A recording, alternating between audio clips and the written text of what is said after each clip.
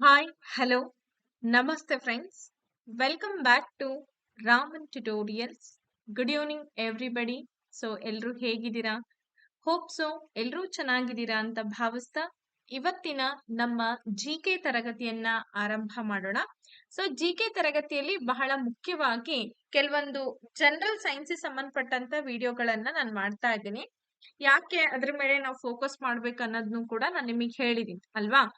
Common ಆಗಿರುವಂತಹ ಕೆಲವೊಂದು units ಗಳನ್ನ ನಾವು ತಿಳ್ಕೊಳ್ಬೇಕಾಗತ್ತೆ. ಅದರಲ್ಲಿ ಇವತ್ತು ನಾನು ನಿಮ್ಗೆ ಹೀಟ್ ಅನ್ನೋ ಒಂದು ಕಾನ್ಸೆಪ್ಟ್ ಮೇಲೆ ಯಾವ ರೀತಿ ನಿಮ್ಗೆ ಎಕ್ಸಾಮ್ಸ್ ಅಲ್ಲಿ ಕ್ವಶನ್ಸ್ ಬರಬಹುದು ಅನ್ನೋದನ್ನ ತಿಳಿಸ್ತಾ ಇದ್ದೀನಿ. ಕರೆಕ್ಟ್ ಆಗಿ ಕಾನ್ಸಂಟ್ರೇಟ್ ಮಾಡ್ಕೊಂಡು ನೋಡ್ಕೊಳ್ತಾ ಹೋಗ್ರಿ, ಇದು ತುಂಬಾ ಇಂಪಾರ್ಟೆಂಟ್ ಆಗತ್ತೆ. ಮೊದಲನೇ ಪ್ರಶ್ನೆ ಹೀಗಿದೆ: ಉಷ್ಣದ ಅಂತಾರಾಷ್ಟ್ರೀಯ ಏಕಮಾನ ಯಾವುದು ಅಂತ ಕೇಳಿದರೆ what is the SI unit of heat ಅಂತ ಇದೆ. ಓಕೆ, ಸೆಲ್ಸಿಯಸ್, ಜೂಲ್, ಹಾಗೆ ಕೆಲ್ವಿನ್ ಮತ್ತು ಕ್ಯಾಲೋರಿ ಅಂತ ಇದೆ. ಇದಂತೂ ಕಾಮನ್ ಆಗಿ ನಿಮ್ಗೆ ಎಕ್ಸಾಮ್ಸ್ ಅಲ್ಲಿ ಕೇಳುವಂತಹ ಒಂದು ಪ್ರಶ್ನೆ, ನಿಮ್ಗೆಲ್ಲ ಗೊತ್ತೇ ಇದೆ. ಹಾಗಾಗಿ ಇದನ್ನ ಸುಮಾರು ಸಲ HSTR, PSTR and GPSTR exams ಗಳಲ್ಲಂತೂ ಕಾಮನ್ ಆಗಿ ಕೇಳಿದ್ದಾರೆ. ಯಾವಾಗ ಕೇಳಿದ್ದಾರೆ, ಏನ್ ಕೇಳಿದ್ದಾರೆ ಅನ್ನೋದನ್ನ ಕ್ವಶನ್ ಪೇಪರ್ ಬಿಡಿಸುವಾಗ ನಿಮಗೆ ಗೊತ್ತಾಗುತ್ತೆ. ಅಂಡ್ ಸಿಂಪಲ್ ಆಗಿ ಕೂಡ ಇರುತ್ತೆ, ಕೆಲವೊಂದ್ಸಲ ಟಫ್ ಆಗಿ ಕೂಡ ಕ್ವಶನ್ಸ್ ಗಳನ್ನ ರೈಸ್ ಮಾಡ್ಬೋದು. ಎರಡ್ ತರನು ಕೂಡ ಇಲ್ಲಿ ಪಾಸಿಬಿಲಿಟೀಸ್ ಇರೋದ್ರಿಂದ ನೀವು ಕ್ವಶನ್ ಪೇಪರ್ ಹೆಂಗ್ ಬರುತ್ತೆ ಅನ್ನೋದನ್ನ ಸ್ವಲ್ಪ ಪ್ರಮಾಣದಲ್ಲಾದ್ರೂ ಎಕ್ಸ್ಪೆಕ್ಟ್ ಮಾಡ್ಲೇಬೇಕಾಗತ್ತೆ. ಓಕೆ, ಹಾಗಾದ್ರೆ ಉಷ್ಣದ ಅಂತಾರಾಷ್ಟ್ರೀಯ ಏಕಮಾನ ಅಂತ ಹೇಳಿ ಯಾವ್ದನ್ನ ಕರಿತಾ ಇದೀವಿ? ಸೆಲ್ಸಿಯಸ್ ಆಗುತ್ತೆ ಮೇಡಮ್ ಅಂತ ಹೇಳಿದ್ರು. ಇನ್ನ ಕೆಲವೊಬ್ರು ಜೂಲ್ ಅಂತ ಹೇಳಿದ್ರಿ ಅಥವಾ ಜೌಲ್ ಅಂತ ಹೇಳಿ ಹೇಳ್ತೀವಿ. ವೆರಿ ಗುಡ್, ನಿಮ್ಮೆಲ್ಲರ ಉತ್ತರ ಸರಿಯಾಗಿದೆ. ಉಷ್ಣ ಅನ್ನೋದು ಒಂದು ವಿಧದ ಶಕ್ತಿ, ಯಾಕೆಂದ್ರೆ ಹೀಟ್ ಅದೊಂದು ರೀತಿಯಾದಂತ ಪವರ್ ಎನರ್ಜಿ ಅಂತ ಕರಿತೀವಿ. ಎಲ್ಲಾ ರೀತಿಯ ಶಕ್ತಿಯ ಅಂತಾರಾಷ್ಟ್ರೀಯ ಏಕಮಾನ ಬಂದ್ಬಿಟ್ಟು ಜೌಲ್ ಅಥವಾ ಜೂಲ್ ಅಂತ ಹೇಳಿ ಗುರುತಿಸ್ತಾ ಇದೀವಿ. Heat is a form of energy and the SI unit for all forms of energy is the joule ಅಂತ ಹೇಳಿ ಕರಿತಾ ಇದೀವಿ. ಓಕೆ, ಹಾಗಾದ್ರೆ ಮುಂದಿನ ಪ್ರಶ್ನೆ ಬಂದು ಹೀಗಿದೆ. ತುಂಬಾ ಸಿಂಪಲ್ ಆಗಿದೆ. ಒಂದು ಚಾಪ್ಟರ್ ಮೇಲೆ ನಾನು ಕ್ವಶನ್ಸ್ ಗಳನ್ನ ಹೇಳ್ತಾ ಇರೋದ್ರಿಂದ ನಿಮಗೇನ್ ಅನ್ಸುತ್ತೆ, ಅದ್ರ ಮೇಲೆ ಕ್ವಶನ್ಸ್ ಇದೆ. ಹೌದು, ಅದ್ರ ಮೇಲೆನೆ ಕ್ವಶನ್ಸ್ ಅನ್ನ ನಾನು ಡಿಸ್ಕಸ್ ಮಾಡ್ತಾ ಇರೋದು. A reliable measure of the hotness of an object is its ಅಂತ ಇದೆ. ವಸ್ತುವಿನ ಬಿಸಿಯ ಮಟ್ಟವನ್ನ ಅಳತೆ ಮಾಡುವಂತಹ ನಂಬಿಕಸ್ತ ವಿಧಾನ ಯಾವುದು? ಉಷ್ಣ, ಒತ್ತಡ, ತಾಪಮಾನ ಹಾಗೂ ಶಕ್ತಿ ಅಂತ ಇದೆ. ಬಿಸಿಯ ಮಟ್ಟವನ್ನ ಅಳತೆ ಮಾಡುವಂತಹ ನಂಬಿಕಸ್ತ ವಿಧಾನ ಅಂತ ಹೇಳಿ ಯಾವ್ದನ್ನ ಕರಿತೇವೆ? ಕಮಾನ್, ಕ್ವಿಕ್ ಆಗಿ ಆನ್ಸರ್ ಬರ್ಲಿ. ಯೋಚನೆ ಮಾಡ್ಬಿಟ್ಟು ಆನ್ಸರ್ ಗಳನ್ನ ಕೊಡಿ. ಅಂಡ್ ನಿಮ್ಮೆಲ್ಲಾ ಫ್ರೆಂಡ್ಸ್ಗೂ ಕೂಡ ಕ್ಲಾಸಸ್ ಗಳ ಬಗ್ಗೆ ಸ್ವಲ್ಪ ಸಜೆಷನ್ಸ್ ಕೊಡಿ. ಇದೇ ತಿಂಗಳು 20ನೇ ತಾರೀಕಿಂದ ಹೊಸ ಬ್ಯಾಚ್ ಕೂಡ ಶುರು ಆಗ್ತಾ ಇದೆ. ಓಕೆ,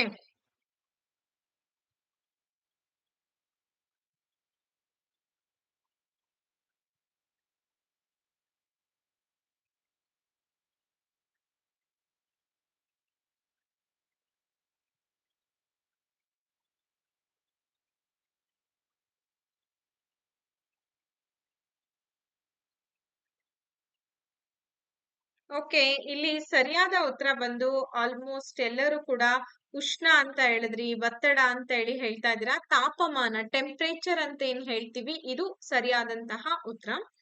ಸೊ ಟೆಂಪರೇಚರ್ ಅನ್ನೋದೇನಿದೆ, temperature is the degree of hotness or coldness of an object ಅಂತ ಹೇಳ್ತೀವಿ.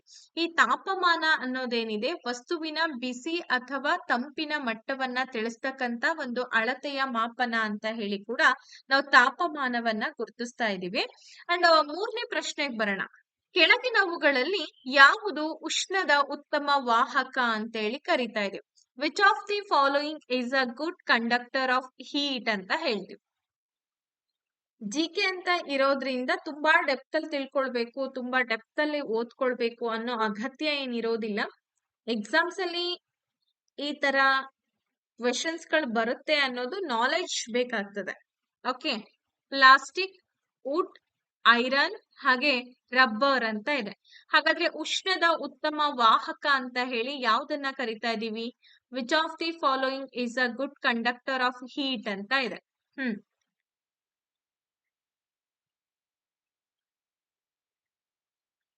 ಓಕೆ. ಐರನ್ ಆಗುತ್ತೆ ಮೇಡಮ್. ಕಬ್ಬಿಣ ಅಂತೇಳಿ ಎಲ್ರೂ ಉತ್ತರವನ್ನ ಕೊಡ್ತಾ ಇದ್ದೀರಾ. Very good. ನೋಡಿ, ಕಬ್ಬಿಣದಂತಹ ಲೋಹಗಳೇನಿದೆ ತಮ್ಮ ಮೂಲಕ ಉಷ್ಣವನ್ನ ಸುಲಭವಾಗಿ ಹರಿಯಲು ಬಿಡುತ್ತೆ. ಆದ್ರಿಂದ ಇವುಗಳನ್ನ ನಾವು ಉತ್ತಮ ವಾಹಕಗಳು ಅಂತ ಕರಿತೀವಿ. ಮೆಟಲ್ಸ್ ಅಂದ್ರೆ ಎಲ್ಲಾ ಮೆಟಲ್ಸ್ ಗಳೇನಿದೆ ಆ ಮೆಟಲ್ಸ್ ಗಳ ಬಗ್ಗೆ ನಾವು ಮಾತಾಡ್ತಾ ಇದೀವಿ. ಲೈಕ್ ಐರನ್ ಆಗಿರ್ಬೋದು, ಸಿಲ್ವರ್ ಆಗಿರ್ಬೋದು. ಮೆಟಲ್ಸ್ ಅಂತಂದಾಗ ಯಾವ್ದೆಲ್ಲ ಬರುತ್ತೆ ಅನ್ನೋದು ನಿಮ್ಮ ಕಾನ್ಸೆಪ್ಟ್ ಬರ್ಬೇಕು ತಲೆಯಲ್ಲಿ. ಈ ತರ iron allow heat to pass through them easily and making them good conductors ಅಂತ ಹೇಳ್ತೀವಿ. ಈಗ ನೀವೇನಾದ್ರೂ ಬಿಸ್ಲಿಗೆ ಈ ಕಬ್ಬಿಣದ ಒಂದು ರಾಡ್ ಅನ್ನ ಅಥವಾ ಏನಾದ್ರೂ ಇಟ್ಟಾಗ ನಿಮಗೆ ಗೊತ್ತಾಗುತ್ತೆ ಅದ್ರ ಮೇಲೆ ಒಂದ್ ಸ್ವಲ್ಪ ನೀರ್ ಹಾಕಿದ್ರೆ ಅದು ಎಷ್ಟ್ರ ಮಟ್ಟಿಗೆ ಹೊಗೆ ಏಳತ್ತೆ ಅನ್ನೋದು. ಬಿಸ್ಲಾಗ್ ಸ್ವಲ್ಪ ಇಟ್ಟಾಗ ಗೊತ್ತಾಗ್ತದೆ ಅದ್ರ ಅನುಭವ. ಅಂದ್ರೆ ಉಷ್ಣ ವಾಹಕಗಳವೆಲ್ಲ ಉಷ್ಣವನ್ನ ಹಿಡಿದಿಟ್ಕೊಳ್ಳುವಂತ ಕೆಪಾಸಿಟಿ ಕೂಡ ಅದರಲ್ಲಿ ಇರತ್ತೆ. ಮುಂದಿನ ಪ್ರಶ್ನೆಗೆ ಬರೋಣ.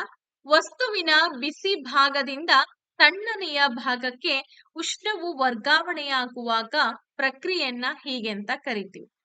The process by which heat is transferred from the hotter end to the colder end of an object is called ಅಂತ ಇದೆ. ಕನ್ವೆಕ್ಷನ್ ಅಂದ್ರೆ ಸಂವಹನ, ರೇಡಿಯೇಷನ್ ವಿಕಿರಣ, ಕಂಡಕ್ಷನ್ ಅಂದ್ರೆ ವಹನ, ಹಾಗೆ ಇನ್ಸಲೇಷನ್ ಅಂತ ಇದೆ, ರೋಧನ ಅಂತ ಇದೆ. ಎಸ್, ಹಾಗಾದ್ರೆ ಏನ್ ಉತ್ತರ ಆಗತ್ತೆ? ಕಮಾನ್, ಕ್ವಿಕ್ ಆಗಿ ಬರ್ಲಿ. ಯೋಚನೆ ಮಾಡ್ಬಿಟ್ಟು ಆನ್ಸರ್ ಅನ್ನ ಕೊಡಿ.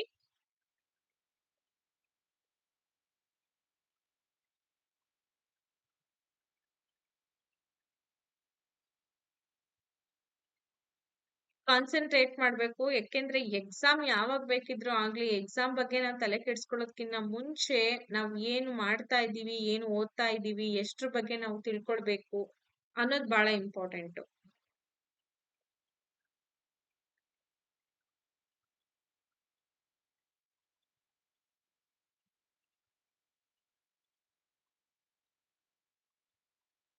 ಓಕೆ, ಇಲ್ಲಿ ವಹನ ಅಥವಾ ಸಂವಹನ ಅಂತ ಹೇಳಿದ್ರೆ conduction is the right answer. ನೋಡಿ, ಕಂಡಕ್ಷನ್ ಅನ್ನೋದೇನಪ್ಪಾ ಅಂದ್ರೆ it is the transfer of heat in solids through direct contact between particles ಅಂತ ಇದೆ. ಅಂದ್ರೆ ಘನ ವಸ್ತುಗಳಲ್ಲಿ ಕಣಗಳ ನೇರ ಸಂಪರ್ಕದ ಮೂಲಕ ಏನಾಗುತ್ತೆ, ಉಷ್ಣ ವರ್ಗಾವಣೆ ಆಗೋದಕ್ಕೆ ನಾವು ವಹನ ಅಂತ ಕರಿತೀವಿ. ಘನ ವಸ್ತುಗಳು ಅಂದ್ರೆ ಈ ಗಟ್ಟಿಯಾಗಿರ್ತಕ್ಕಂಥ ವಸ್ತುಗಳೆಲ್ಲವನ್ನ ಕೂಡ ನಾವು ಘನ ವಸ್ತುಗಳು ಅಂತ ಹೇಳ್ತೀವಿ. ಈ ದ್ರವ ಅಂತಂದ್ರೆ ಲಿಕ್ವಿಡ್ ಐಟಮ್ಸ್ ಇರುತ್ತಲ್ಲ ಅದನ್ನ ದ್ರವ. ಅನಿಲ ಅಂತಂದ್ರೆ ಗಾಳಿಯ ರೂಪದಲ್ಲಿ ಇರುತ್ತಲ್ವಾ, ಸೊ ಅದನ್ನ ಅನಿಲ ವಸ್ತುಗಳು ಅಂತ ಕರಿತೀವಿ. ಫಸ್ಟ್ ಅದ್ರ ಕಾನ್ಸೆಪ್ಟ್ ನಮಗೆ ಗೊತ್ತಿರ್ಬೇಕು. ಇಂತಹ ಘನ ವಸ್ತುಗಳಲ್ಲಿ ಕಣಗಳೇನಿದೆ, ಈ ಕಣಗಳ ನೇರ ಸಂಪರ್ಕದ ಮೂಲಕ ಏನಾಗುತ್ತೆ, ಉಷ್ಣ ವರ್ಗಾವಣೆ ಆಗತ್ತೆ. ಅದನ್ನ ಕಂಡಕ್ಷನ್ ಅಂತ ಹೇಳಿ ಕರೀತಾರೆ. ಓಕೆ, ದ್ರವ ಮತ್ತು ಅನಿಲಗಳಲ್ಲಿ ಉಷ್ಣವು ಪ್ರಮುಖವಾಗಿ ಈ ಮೂಲಕ ವರ್ಗಾವಣೆ ಆಗತ್ತೆ. ಈ ದ್ರವ ವಸ್ತುಗಳು ಅಂತಂದ್ರೆ ಲಿಕ್ವಿಡ್ ಐಟಮ್ಸ್ ಲೈಕ್ ನೀರಾಗಿರ್ಬೋದು, ಪೆಟ್ರೋಲಿಯಂ ಆಗಿರ್ಬೋದು, ಇವೆಲ್ಲವನ್ನ ಕೂಡ ನಾವು ದ್ರವ ವಸ್ತುಗಳು ಅಂತ ಕರಿತೀವಿ.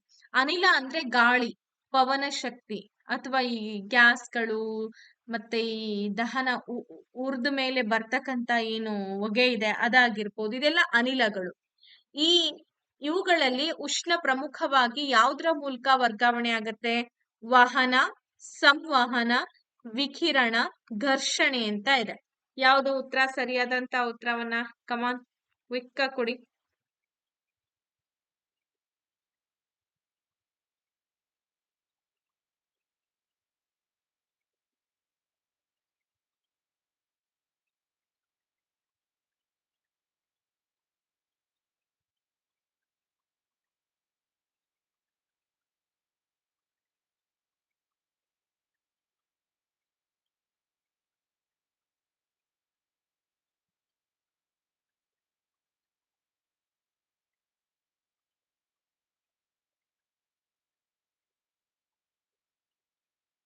ಓಕೆ, ಇಲ್ಲಿ ಸರಿಯಾದ ಉತ್ತರ ಏನ್ ಬರ್ತಾ ಇದೆ? ಆಪ್ಷನ್ ನಂಬರ್ ಸಿ, ರೇಡಿಯೇಷನ್ ಅಂತ ಹೇಳ್ತಿದ್ದೀರಾ. ಇನ್ನ ಕೆಲವೊಬ್ರು ಕನ್ವೆಕ್ಷನ್ ಅಂತ ಹೇಳಿ ಹೇಳ್ತಿದ್ದೀರಾ. ವಹನ ಬೇರೆ, ಸಂವಹನ ಬೇರೆ.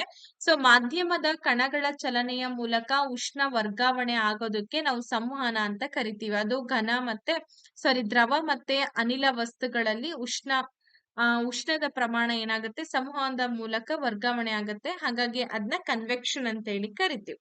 ಸೂರ್ಯನ ಉಷ್ಣವು ಭೂಮಿಯನ್ನ ಯಾವುದರ ಮೂಲಕ ತಲುಪುತ್ತೆ? ಇಲ್ಲಿ ಸೂರ್ಯ ಇದ್ದಾನೆ. ಈ ಸೂರ್ಯನ ವಿಕಿರಣಗಳು ಈ ಸೂರ್ಯನ ಬಿಸಿಲು ಏನಿದೆ ಅಂತಂದ್ರೆ ಅದು ನಮ್ಮ ಭೂಮಿಯನ್ನ ತಲುಪಬೇಕು ಅಂತಂದ್ರೆ ಯಾವ್ದ್ರ ಮೂಲಕ ತಲುಪುತ್ತೆ? ಕಂಡಕ್ಷನ್ ಮೂಲಕನ, ಕನ್ವೆಕ್ಷನ್ ಮೂಲಕನ, ರೇಡಿಯೇಷನ್, ರಿಫ್ಲೆಕ್ಷನ್ ಅಂತ ಇದೆ. ಕಮಾನ್ ಕ್ವಿಕ್ ಆಗಿ ಆನ್ಸರ್ ಬರ್ಲಿ.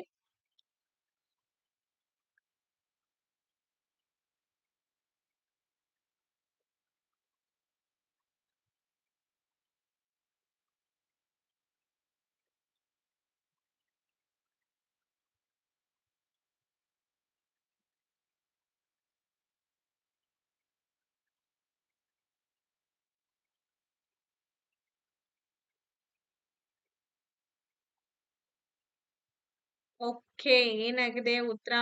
ಆಲ್ಮೋಸ್ಟ್ ನಿಮ್ಮೆಲ್ಲರ ಉತ್ತರ ಏನ್ ಕೊಡ್ತಾ ಇದ್ದೀರಾ?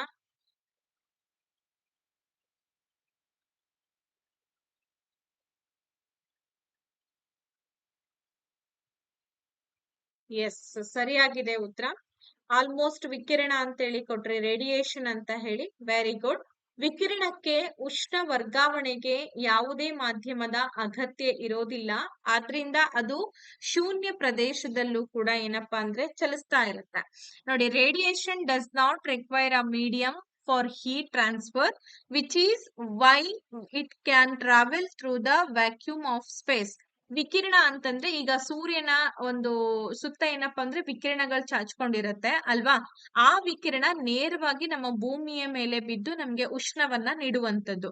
ಇಂತಹ ಉಷ್ಣದ ವರ್ಗಾವಣೆಗೆ ಯಾವುದೇ ಮಾಧ್ಯಮದ ಅಗತ್ಯ ಇರಲ್ಲ. ಘನ ಆಗ್ಲಿ, ದ್ರವ ಆಗ್ಲಿ, ಅನಿಲ ಮಾಧ್ಯಮಗಳು ಅಂದ್ರೆ ಇವು, ಮತ್ತೆ ಟಿವಿ ಮಾಧ್ಯಮಗಳು ಅಂತ ಅನ್ಕೋಬೇಡಿ.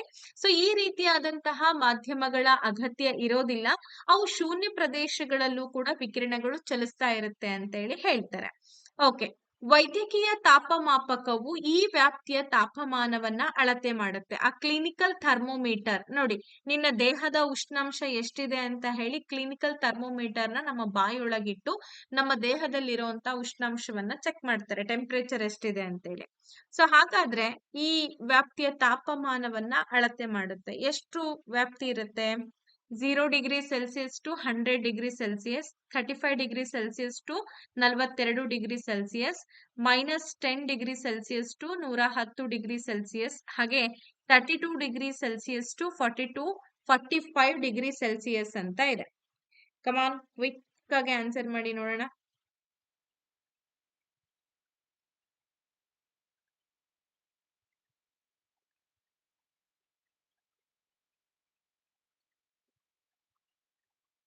ಉತ್ತರಗಳು ತಪ್ಪಿರ್ಲಿ ಸರಿ ಇರ್ಲಿ, ಯು ಮಸ್ಟ್ ಆನ್ಸರ್. ನೀವು ಆನ್ಸರ್ ನ ಮಾಡ್ಬೇಕು. Participation is the important thing. ಅರ್ಥ ಆಯ್ತಾ? ಸೊ ಹಾಗಾಗಿ ಇಲ್ಲಿನ ಉತ್ತರ ಬಂದು ಆಪ್ಷನ್ ನಂಬರ್ ಬಿ ಆಗುತ್ತೆ. 35 degree Celsius to 42 degree Celsius is the right answer. ಈಗ ನಾವು ಡಾಕ್ಟರ್ ಹತ್ರ ಹೋದಾಗ ಏನ್ ಮಾಡ್ತಾರೆ, ಒಂದು ಕ್ಲಿನಿಕಲ್ ಟೆಸ್ಟ್ ಅಂತ ಹೇಳಿ ನಮ್ಮ ಥರ್ಮೋಮೀಟರ್ ನ ಮೂಲಕ ನಮ್ಮ ಟೆಂಪರೇಚರ್ ಅನ್ನ ಏನ್ ಮಾಡ್ತಾರೆ, ಅಳತೆ ಮಾಡ್ತಾರೆ. ಸೊ ಟೆಂಪರೇಚರ್ ಎಷ್ಟಿರುತ್ತೆ ಅಂದ್ರೆ 37 ಡಿಗ್ರಿ. ನೋಡಿ, ಮಾನವ ದೇಹದ ಸಾಮಾನ್ಯ ತಾಪಮಾನವು 37 ಡಿಗ್ರಿ ಸೆಲ್ಸಿಯಸ್ ಇರೋದ್ರಿಂದ ವೈದ್ಯಕೀಯ ತಾಪಮಾಪಕವನ್ನ ಈ ಮಿತಿಯಲ್ಲಿ ವಿನ್ಯಾಸಗೊಳಿಸ್ತಾರೆ. Since the normal human body temperature is around 37 degree Celsius, the clinical thermometer is designed for a narrow range around 8 ಅಂತ ಹೇಳಿ ಹೇಳ್ತೀವಿ. ಓಕೆ, ಹಾಗಾದ್ರೆ ಈ ತಾಪಮಾಪಕದ ಮೂಲಕ ನಾವು ಅಳತೆ ಮಾಡ್ತೀವಲ್ಲ, ಸೊ ಹಾಗಾದ್ರೆ what is the normal temperature of the human body? ಮಾನವ ದೇಹದ ಸಾಮಾನ್ಯ ತಾಪಮಾನ ಎಷ್ಟು? 35 ಡಿಗ್ರಿ ಸೆಲ್ಸಿಯಸ್ ಅಥವಾ 37 ಡಿಗ್ರಿ ಸೆಲ್ಸಿಯಸ್, 40 ಡಿಗ್ರಿ ಸೆಲ್ಸಿಯಸ್, ಹಾಗೆ 48 ಡಿಗ್ರಿ ಸೆಲ್ಸಿಯಸ್ ಅಂತ ಇದೆ. ಸೊ ಎಷ್ಟಿದೆ ಸಾಮಾನ್ಯ ತಾಪಮಾನ? What is the normal temperature of the human body? ಇದು ಕಾಮನ್ ಕ್ವಶನ್ ಅಂತಾನೆ ಹೇಳ್ಬೋದು. ಸರ್ವೇ ಸಾಮಾನ್ಯವಾಗಿ ಎಕ್ಸಾಮ್ಸ್ ಅಲ್ಲಿ ಇದನ್ನ ಕಾಮನ್ ಆಗಿ ಕೇಳ್ತಾರೆ. ನೆನ್ಪಿಟ್ಕೊಂಡು ಆನ್ಸರ್ ಅನ್ನ ಮಾಡ್ತಾ ಹೋಗಿ.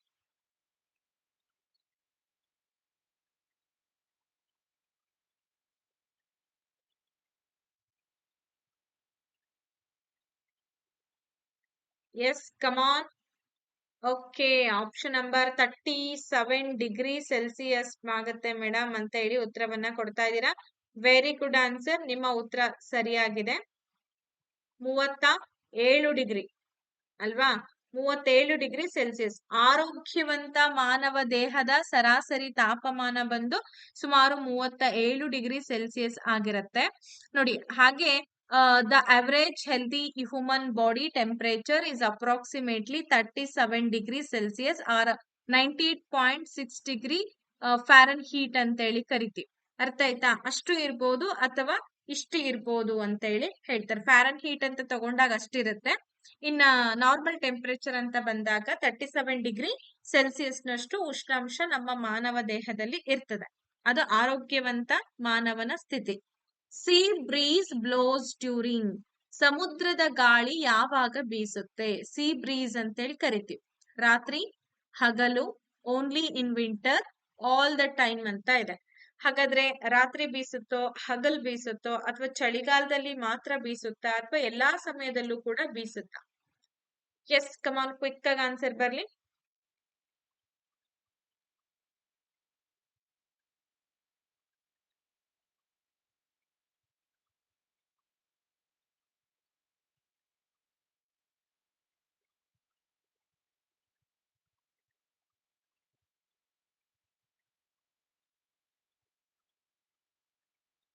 ಓಕೆ, ಇದಕ್ಕೆ ಸರಿಯಾದ ಉತ್ತರ ಏನ್ ಬರ್ತಾ ಇದೆ? ಚಳಿಗಾಲದಲ್ಲಿ ಮಾತ್ರ ಅಂತ ಕೆಲವೊಬ್ರು ಹೇಳಿದ್ರಿ.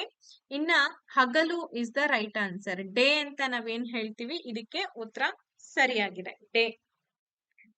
ಓಕೆ, ಹಗಲ್ನಲ್ಲಿ ಭೂಮಿ ನೀರಿಗಿಂತ ವೇಗವಾಗಿ ಕಾಯುತ್ತೆ. ಇದರಿಂದ ಸಮುದ್ರದ ತಂಪಾದ ಗಾಳಿನೂ ಕೂಡ ಭೂಮಿಯ ಕಡೆಗೆ ಬೀಸ್ತಾ ಹೋಗುತ್ತೆ ಅಲ್ವಾ? ಸೊ ಹಾಗಾಗಿ ಏನಪ್ಪಾ ಅಂತಂದ್ರೆ ಇಲ್ಲಿ during the day land heats up faster than water, causing cooler air from the sea to rush toward the land ಅಂತ ಹೇಳಿ ಹೇಳ್ತೀವಿ. ಹಗಲ್ನಲ್ಲಿ ಭೂಮಿ ನೀರಿಗಿಂತನೂ ಕೂಡ ವೇಗವಾಗಿ ಕಾಯುತ್ತೆ. ನೀರು ಹಗಲ್ನಲ್ಲಿ ಜಾಸ್ತಿ ಕಾಯೋದಿಲ್ಲ, ಭೂಮಿಯ ಒಂದು ಟೆಂಪರೇಚರ್ ಜಾಸ್ತಿ ಆಗ್ತಾ ಹೋಗುತ್ತೆ. ಇದರಿಂದ ಏನಾಗುತ್ತೆ, ಸಮುದ್ರದ ತಂಪಾದ ಗಾಳಿ ಭೂಮಿಯ ಕಡೆಗೆ ಬೀಸ್ತಾ ಹೋಗುತ್ತೆ. ಹಾಗಾಗಿ ಇದಕ್ಕೆ ಸರಿಯಾದ ಉತ್ತರ ಹಗಲು ಅಂತ ಹೇಳಿ ಹೇಳ್ತೀವಿ. ಓಕೆ, ಮುಂದಿನ ಪ್ರಶ್ನೆಗೆ ಬರೋಣ. ತಮ್ಮ ಮೂಲಕ ಉಷ್ಣವನ್ನ ಸುಲಭವಾಗಿ ಹರಿಯಲು ಬಿಡದ ವಸ್ತುಗಳನ್ನ ಹೀಗಂತ ಕರಿತೀವಿ. Objects that do not allow heat to pass through them easily are called ಅಂತ ಇದೆ. ವಾಹಕಗಳು, ಹಾಗೆ ಅವಾಹಕಗಳು, ಇನ್ಸುಲೇಟರ್ ಅಥವಾ ರೋಧಕಗಳು ಅಂತ ಹೇಳಿ ಕರಿತಾ ಇದೀವಿ. ಇನ್ನ ರೇಡಿಯೇಟರ್ಸ್, ವಿಕಿರಣಕಾರಿಗಳು, ಮತ್ತೆ ಕನ್ವರ್ಟರ್ಸ್, ಪರಿವರ್ತಕಗಳು ಅಂತ ಇದೆ. ತಮ್ಮ ಮೂಲಕ ಸುಲಭವಾಗಿ ಉಷ್ಣವನ್ನ ಹರಿಲಿಕ್ಕೆ ಬಿಡದೆ ಇರ್ತಕ್ಕಂತ ವಸ್ತುಗಳನ್ನ ನಾವೇನಂತ ಕರಿತೀವಿ? ಇನ್ಸುಲೇಟರ್ಸ, ಕಂಡಕ್ಟರ್ಸ, ರೇಡಿಯೇಟರ್ಸ ಅಥವಾ ಕನ್ವರ್ಟರ್ಸ? ಎಸ್, ಕಮಾನ್, ಕ್ವಿಕ್ ಆಗಿ ಆನ್ಸರ್ ಬರ್ಲಿ.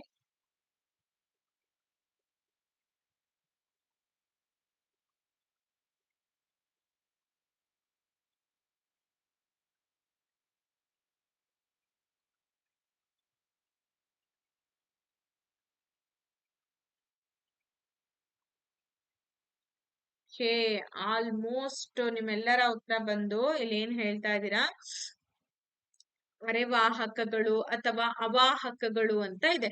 ಈ ರೋಧಕ ಮತ್ತೆ ಅವಾಹಕಗಳು ಅಂದ್ರೆ ಯಾವುದು? ಇನ್ಸುಲೇಟರ್ಸ್ ಅಂತ ಹೇಳಿ ಕರಿತೀವಿ. ಪುವರ್ ಕಂಡಕ್ಟರ್ಸ್ ಅಂತ ಹೇಳ್ತೀವಿ. ಲೈಕ್ ವುಡ್ ಆಗಿರ್ಬೋದು, ಪ್ಲಾಸ್ಟಿಕ್ ಆಗಿರ್ಬೋದು, ರೆಸಿಸ್ಟ್ ಆಗಿರ್ಬೋದು, ದ ಫ್ಲೋ ಆಫ್ ಹೀಟ್. ನೋಡಿ, ಮರ ಮತ್ತು ಪ್ಲಾಸ್ಟಿಕ್ ನಂತಹ ಅವಾಹಕಗಳೇನಿದೆ ಉಷ್ಣದ ಹರಿವನ್ನ ತಡೀತವೆ. ಯೂಶುವಲಿ ನೀವು ನೋಡಿರ್ಬೋದು, ಯಾಕೆ ಅಂತಂದ್ರೆ ಅವುಗಳನ್ನ ಪುವರ್ ಕಂಡಕ್ಟರ್ಸ್ ಅಂತ ಹೇಳ್ತೀವಿ. ಉಷ್ಣವನ್ನ ಹಿಡಿದಿಟ್ಕೊಳ್ತಕ್ಕಂತ ಕೆಪಾಸಿಟಿನೂ ಕೂಡ ಅವುಗಳಿಗೆ ಇರೋದಿಲ್ಲ. ಹಾಗಾಗಿ ಈಸಿಲಿ ಏನಪ್ಪಾ ಅಂತಂದ್ರೆ ಅವು ಅವಾಹಕಗಳು ಉಷ್ಣದ ಹರಿವನ್ನ ತಡೀತವೆ. ಓಕೆ, ಅರ್ಥ ಆಯ್ತಲ್ವಾ ನಿಮಗೆ? ಮುಂದಿನ ಒಂದು ಪ್ರಶ್ನೆಗೆ ಬರೋಣ. ಸೊ ಮುಂದಿನ ಪ್ರಶ್ನೆ ಬಂದು ಏನಿದೆ ಅಂತಂದ್ರೆ ಹೀಗಿದೆ.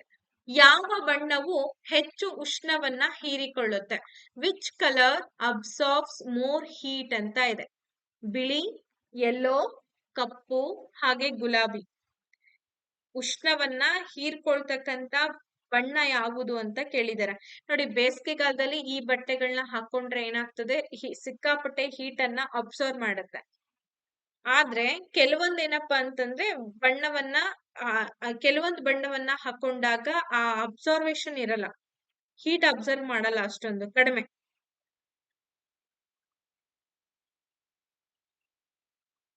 ಓಕೆ, ಕಪ್ಪು ಅಂತೇಳಿ ಹೇಳ್ತಿದ್ದೀರಾ. Very good. ಯಾಕೆ ಅಂತಂದ್ರೆ ಬೇಸಿಗೆಲ್ ನಾವೇನಾದ್ರೂ ಈ ಕಪ್ಪು ಬಣ್ಣವನ್ನ ಹಾಕೊಂಡು ಹೊರಗಡೆ ಹೋಗ್ತೀವಿ ಅಂತಂದ್ರೆ ಗಾಢ ಬಣ್ಣಗಳು ಅಂದ್ರೆ ಡಾರ್ಕ್ ಕಲರ್ಸ್ ಅಂತ ಏನ್ ಹೇಳ್ತೀವಿ, ಕಪ್ಪಾಗಿರ್ಬೋದು ಅಥವಾ ಈ ಡಾರ್ಕ್ ಕಲರ್ಸ್, ನೇರಳೆ ಹಣ್ಣಿಂದು ಡಾರ್ಕ್, ಕಾಫಿ ಬ್ರೌನ್, ಈ ತರ ಎಲ್ಲ ಏನ್ ಕಲರ್ಸ್ ಇದೆ, ತುಂಬಾ ಡಾರ್ಕ್ ಕಲರ್ಸ್ ಹೀಟ್ ಅನ್ನ ಜಾಸ್ತಿ ಅಬ್ಸರ್ವ್ ಮಾಡ್ತವೆ. ಅದೇ ಲೈಟ್ ಕಲರ್ಸ್ ಏನಪ್ಪಾ ಅಂದ್ರೆ ಹೀಟ್ ಅನ್ನ ಜಾಸ್ತಿ ಅಬ್ಸರ್ವ್ ಮಾಡಲ್ಲ. ಲೈಕ್ ನೀವು ಬಿಳಿ ಬಟ್ಟೆಗಳನ್ನ ಧರಿಸಿ ಆ ಬೇಸಿಗೆ ಸಂದರ್ಭದಲ್ಲಿ ಅಷ್ಟು ಹೀಟ್ ನಮ್ಮಲ್ಲಿ ಅಬ್ಸರ್ವ್ ಆಗಲ್ಲ, ಹೀಟ್ ಅನ್ನ ಬಿಟ್ಕೊಡುತ್ತೆ ಬಿಳಿ ಬಣ್ಣ. ಲೈಟ್ ಕಲರ್ಸೇ ಹಾಗೆ, ಡಾರ್ಕ್ ಕಲರ್ಸ್ ಸಿಕ್ಕಾಪಟ್ಟೆ ಹೀಟ್ ಅನ್ನ ಅಬ್ಸರ್ವ್ ಮಾಡ್ತವೆ. ನೋಡಿ, ಕಪ್ಪು ಬಣ್ಣದಂತಹ ಗಾಢ ಬಣ್ಣಗಳೇನಪ್ಪಾ ಅಂದ್ರೆ ವಿಕಿರಣ ಉಷ್ಣವನ್ನ ಉತ್ತಮವಾಗಿ ಹೀರ್ಕೊಳ್ಳೋದ್ರಿಂದ ಹೀಟ್ ಜಾಸ್ತಿ ಆ ಬಣ್ಣ. ಬೇಸಿಗೆಯಲ್ಲಿ ನಾವು ಬಿಳಿ ಬಟ್ಟೆಗಳನ್ನ ಧರಿಸ್ಲಿಕ್ಕೆ ಬಯಸ್ತೇವೆ, ಏಕೆಂದ್ರೆ ಅವು V prefer V prefer white clothes in summer because they ಅಂತ ಇದೆ.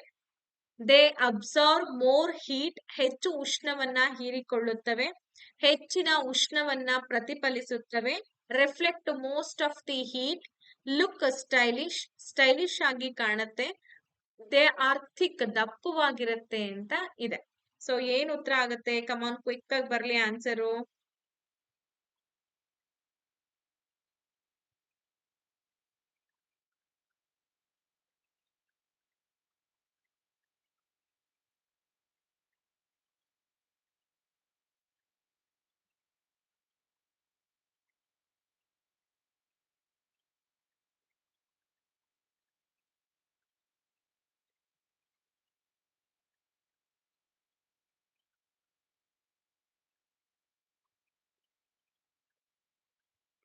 ಹೇ, ಇಲ್ಲಿ ನಿಮ್ಮೆಲ್ಲರ ಉತ್ತರ ಬಂದ್ಬಿಟ್ಟು ಆಲ್ಮೋಸ್ಟ್ ಹೇಳ್ತಾ ಇರೋ ಹಾಗೆ ಹೆಚ್ಚಿನ ಉಷ್ಣವನ್ನ ಪ್ರತಿಫಲಿಸುತ್ತೆ ಅಂತ ಹೇಳ್ತಿದ್ದೀರಾ. Very good. ನಾನು ಅವಾಗ್ಲೇ ಹೇಳ್ದೆ, ತಿಳಿ ಬಣ್ಣವನ್ನ ಯಾವಾಗ್ಲೂ ಕೂಡ ಲೈಟ್ ಕಲರ್ಸ್ ಅಂತ ಏನ್ ಕರಿತೀವಿ, ಆ ಲೈಟ್ ಕಲರ್ಸ್ ಅನ್ನ ನಾವು ಹಾಕೊಳ್ಳೋದ್ರಿಂದ ನಮ್ಮ ಮೇಲೆ ಬೀಳ್ತಕ್ಕಂತ ಹೆಚ್ಚಿನ ಸೂರ್ಯನ ಕಿರಣಗಳನ್ನ ಪ್ರತಿಫಲಿಸಿ ನಮ್ಮನ್ನ ತಂಪಾಗಿಡುವಂತ ಕೆಲಸವನ್ನ ಆ ಬಟ್ಟೆಗಳು ಮಾಡುತ್ತೆ.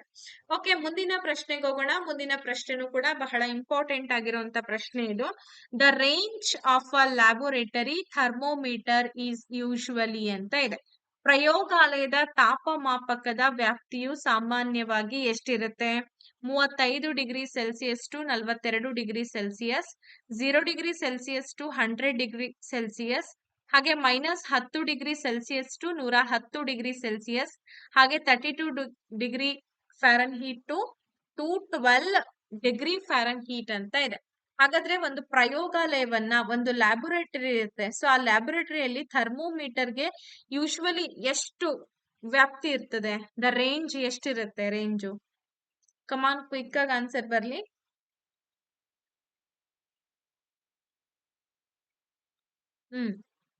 ಯೋಚನೆ ಮಾಡಿ ಆನ್ಸರ್ ಕೊಡಿ.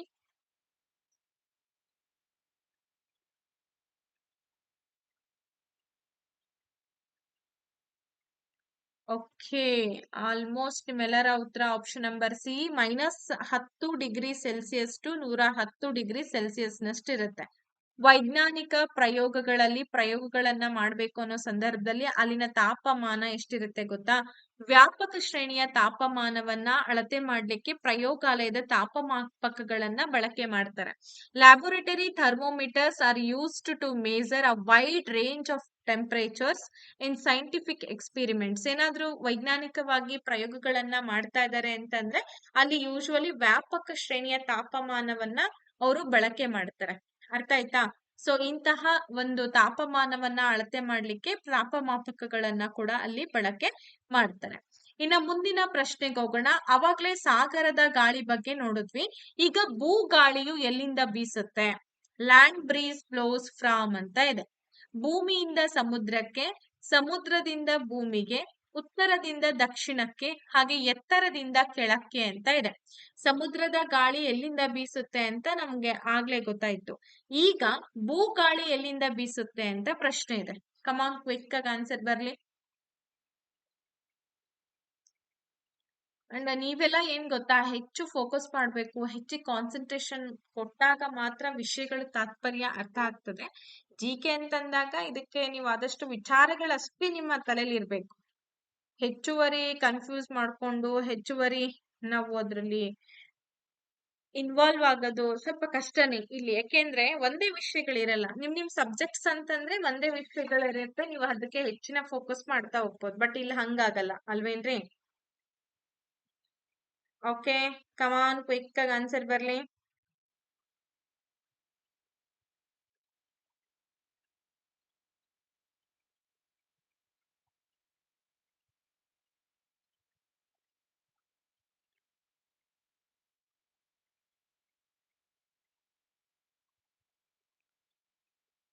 ಓಕೆ, ಇದಕ್ಕೆ ಸರಿಯಾದ ಉತ್ತರ ಬಂದು ಸಮುದ್ರದಿಂದ ಭೂಮಿಗೆ ಅಂತ ಕೆಲವೊಬ್ರು ಹೇಳಿದ್ರಿ. ಭೂಮಿಯಿಂದ ಸಮುದ್ರಕ್ಕೆ ಇದೆ ಸರಿಯಾದ ಉತ್ತರ.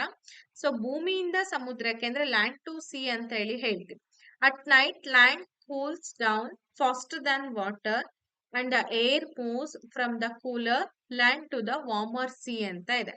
ನೋಡಿ, ರಾತ್ರಿಯಲ್ಲಿ ಭೂಮಿ ನೀರಿಗಿಂತ ಬೇಗನೆ ತಣ್ಣಗಾಗತ್ತೆ. ನಿಮಗೆ ಗೊತ್ತಿದೆ, ಹಗಲ್ನಲ್ಲಿ ಭೂಮಿ ತುಂಬಾ ಕಾಯುತ್ತೆ, ಬಟ್ ಸಮುದ್ರ ಅಷ್ಟೊಂದು ಕಾಯೋದಿಲ್ಲ. ಸಮುದ್ರದಿಂದ ಭೂಮಿಗೆ ಗಾಳಿ ಬೀಸುತ್ತೆ. ಹಾಗೆ ರಾತ್ರಿಯಲ್ಲಿ ಭೂಮಿ ನೀರಿಗಿಂತನೂ ಕೂಡ ಬೇಗ ತಂಪಾಗೋದ್ರಿಂದ ಇಲ್ಲಿ ಗಾಳಿನೂ ಕೂಡ ಭೂಮಿಯಿಂದ ಸಮುದ್ರದ ಕಡೆಗೆ ಚಲಿಸುತ್ತೆ. ಅವಾಗ ತಂಪಾದ ಗಾಳಿ ಭೂಮಿಯಿಂದ ಸಮುದ್ರಕ್ಕೆ ಹೋಗುತ್ತೆ. ಅರ್ಥ ಆಯ್ತಾ? ಎಸ್, ಮುಂದಿನ ಪ್ರಶ್ನೆಗೆ ಹೋಗೋಣ. ಮುಂದಿನ ಪ್ರಶ್ನೆ ಬಂದು ಹೀಗಿದೆ. ಈಗೆಲ್ಲ ನಾವು ಯೂಶ್ವಲಿ ಏನ್ ಮಾಡ್ತೀವಿ, ಸ್ಟೇನ್ಲೆಸ್ ಸ್ಟೀಲ್ ಅನ್ನ ಯೂಸ್ ಮಾಡ್ತೀವಿ. ನಿಮ್ಗೆ ಅದು ಗೊತ್ತೇ ಇದೆ, ಸ್ಟೇನ್ಲೆಸ್ ಸ್ಟೀಲ್ ಪಾತ್ರೆಗಳು ಅಂತೇಳಿ ಹೇಳ್ತೀವಿ. ಈ stainless steel pans are often provided with copper bottoms because ಅಂತ ಇದೆ. ಯಾವಾಗ್ಲೂ ಈ ಸ್ಟೇನ್ಲೆಸ್ ಸ್ಟೀಲ್ ಪಾತ್ರೆಗಳಿಗೆ ಸಾಮಾನ್ಯವಾಗಿ ಏನ್ ಮಾಡ್ತಾರೆ, ತಾಮ್ರದ ತಳವನ್ನ ಕೊಟ್ಟಿರ್ತಾರೆ. ಯಾಕೆ? ಯೂಶ್ವಲಿ ನೀವು ನೋಡಿ, ಬೇಕಾದ್ರೆ ಒಂದು ಸ್ಟೀಲ್ ಪಾತ್ರೆಗೆ, ಎಲ್ಲಾ ಪಾತ್ರೆಗೂ ಕೊಟ್ಟಿರ್ತಾರೆ ಅಂತಲ್ಲ, ಕೆಲವೊಂದು ಪಾತ್ರೆಗಳಿಗೆ ತಾಮ್ರದ ತಳವನ್ನ ಕೊಟ್ಟಿರ್ತಾರೆ, ಕಾಪರ್ ಕೋಟಿಂಗ್ ಕೊಟ್ಟಿರ್ತಾರೆ. ಯಾಕೆ? Copper is easier to clean, ತಾಮ್ರ ಸ್ವಚ್ಛಗೊಳಿಸ್ಲಿಕ್ಕೆ ಸುಲಭ. ಹಾಗೆ copper is a better conductor than stainless steel, ತಾಮ್ರ ಸ್ಟೀಲಿಗಿಂತನೂ ಕೂಡ ಉತ್ತಮ ವಾಹಕ. Copper makes it look colourful, ತಾಮ್ರವು ಪಾತ್ರೆಯನ್ನ ಆಕರ್ಷಕವಾಗಿಸುತ್ತೆ. ಕಾಪರ್ ಈಸ್ ಚೀಪರ್, ತಾಮ್ರ ತುಂಬಾ ಅಗ್ಗವಾಗಿದೆ, ಚೀಪ್ ಆಗಿದೆ ಅಂತ ಹೇಳ್ತಾರೆ. ಸೊ ಏನಾಗತ್ರಪ್ಪ ಇಲ್ಲಿ ಉತ್ತರ? ಹಾಗಿದ್ರೆ ಯೋಚನೆ ಮಾಡ್ಬಿಟ್ಟು ಆನ್ಸರ್ ಕೊಡ್ಬೇಕು.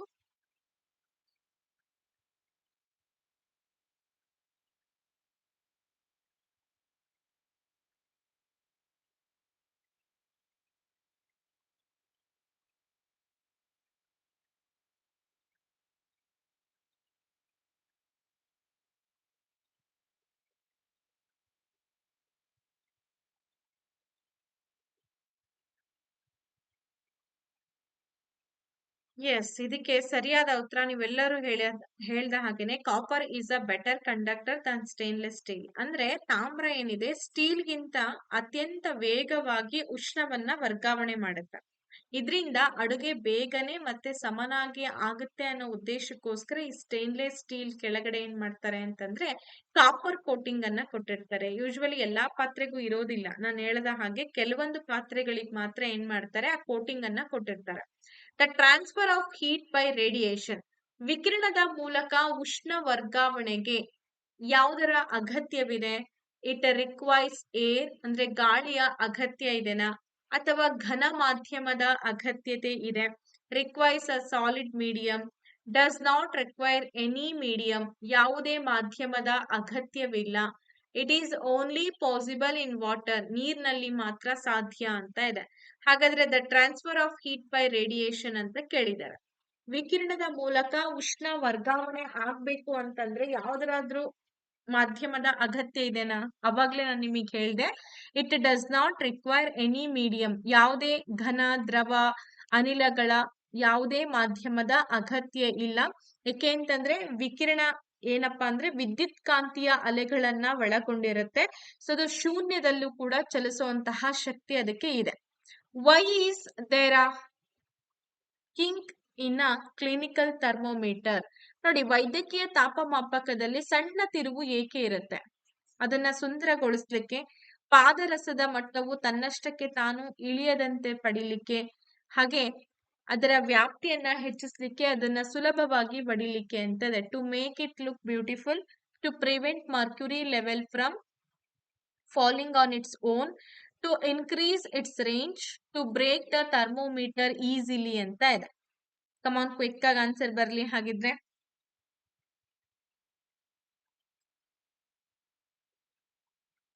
ಓಕೆ, ಆಪ್ಷನ್ ನಂಬರ್ ಬಿ ಸರಿಯಾಗಿದೆ. ನೋಡಿ, ರೋಗಿಯ ಬಾಯಿಯಿಂದ ತಾಪಮಾಪಕವನ್ನ ತೆಗೆದಾಗ ಪಾದರಸದ ಮಟ್ಟ ತಕ್ಷಣವೇ ಕೆಳಗೆ ಇಳಿಯದಂತೆ ಈ ತಿರುವು ತಡೆಯುತ್ತೆ. ಕಿಂಕ್ ಅನ್ನೋ ಒಂದು ತಿರುವು ತಡೆಯುತ್ತೆ, ಅದಕ್ಕೋಸ್ಕರ ಅಲ್ಲಿ ಅದನ್ನ ಬಳಕೆ ಮಾಡ್ತಾರೆ.